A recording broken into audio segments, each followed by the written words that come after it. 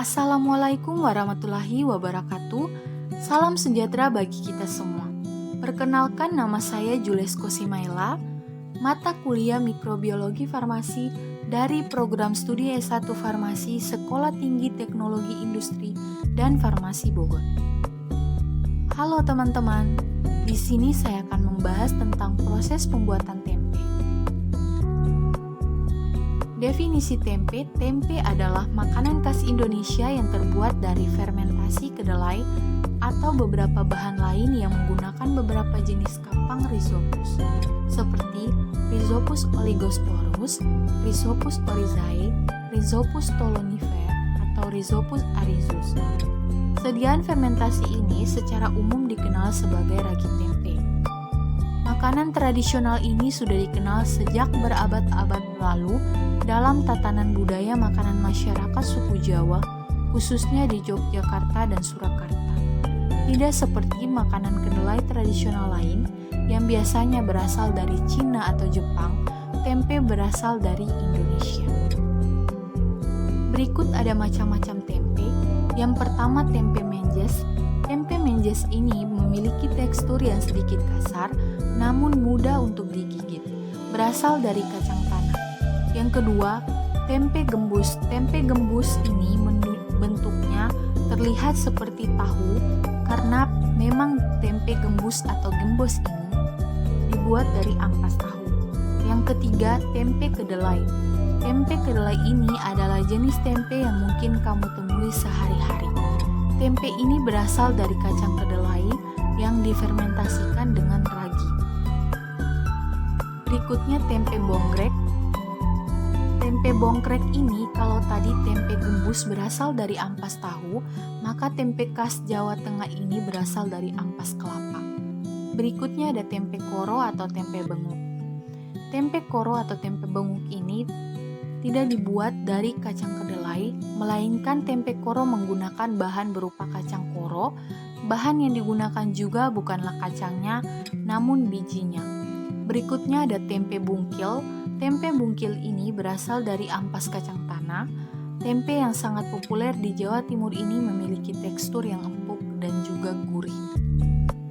Berikut ada beberapa manfaat tempe. Yang pertama, tempe kaya akan nutrisi. Yang kedua, tempe mengandung prebiotik yang baik untuk pencernaan. Yang ketiga, tempe mengandung tinggi protein untuk membuat kita tetap kenyang. Yang keempat, tempe dapat mengurangi tingkat kolesterol. Yang kelima, tempe bisa mengurangi stres oksidatif. Yang keenam, tempe dapat meningkatkan kesehatan tulang. Berikut proses pembuatan tempe melalui beberapa proses. Yang pertama, perendaman. Yang kedua, penirisan. Yang ketiga, pengukusan. Yang keempat, pendinginan. Yang kelima, inokulasi. Dan yang keenam, fermentasi dalam keadaan terbuka.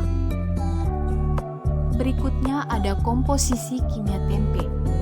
Yang pertama ada air 61,2%, protein kasar 41,5%, minyak kasar 22,2%, karbohidrat 29,6%, abu 4,3%, serat kasar 3,4%, dan nitrogen 7,5%.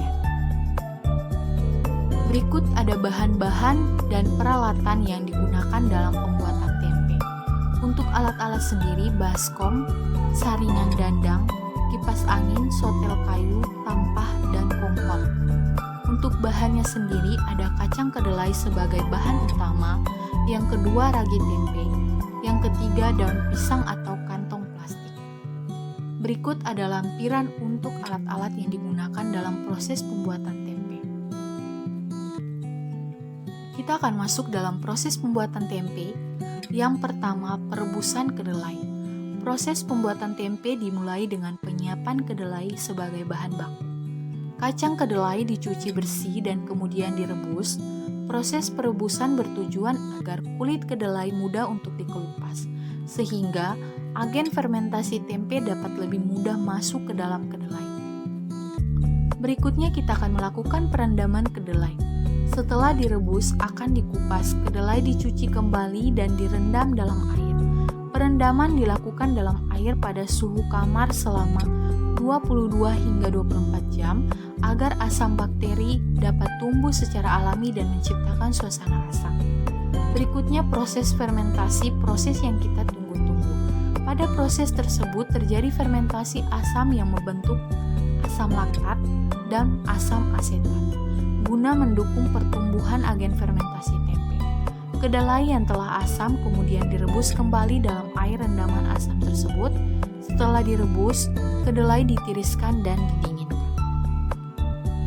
Setelah kedelai ditiris, dimulailah proses inokulasi atau peragian dengan jamur tempe. Tempe merupakan produk pangan hasil fermentasi.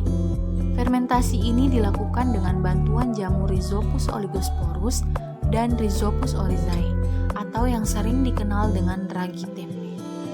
Kedelai difermentasikan pada suhu kamar selama 1 hingga 2 hari atau pada suhu 30 derajat Celcius sampai 32 derajat Celcius selama 20 jam. Biasanya kacang kedelai dibungkus oleh daun pisang maupun yang dilubangi agar aliran udara tetap bisa masuk.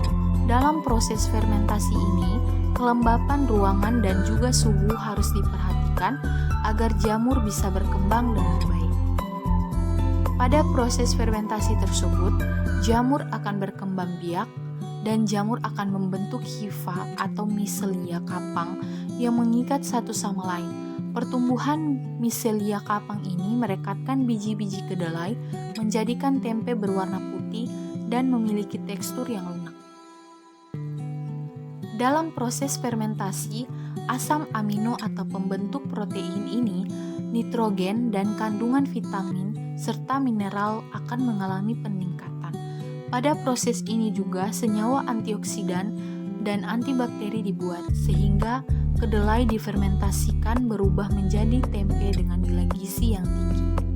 Setelah itu, tempe yang dibuat telah jadi dan siap dikonsumsi. Berikutnya ada reaksi pembuatan tempe. Reaksi kimia pada proses fermentasi pembuatan tempe yaitu C6H12O6 direaksikan dengan 2C2H5OH plus 2CO2 plus 2 ATP atau energi yang dilepaskan 118 kJ per mol. Dijabarkan sebagai gula atau glukosa, fruktosa atau sukrosa. Direaksikan dengan alkohol atau etanol plus karbon dioksida plus energi ATP. Oke teman-teman, di sini ada beberapa olahan dari tempe. Tempe sangat bermanfaat juga bagi kita dan juga dapat membuat olahan-olahan yang sangat enak. Sekian presentasi dari saya. Bila ada kekurangan mohon dimaafkan. Terima kasih.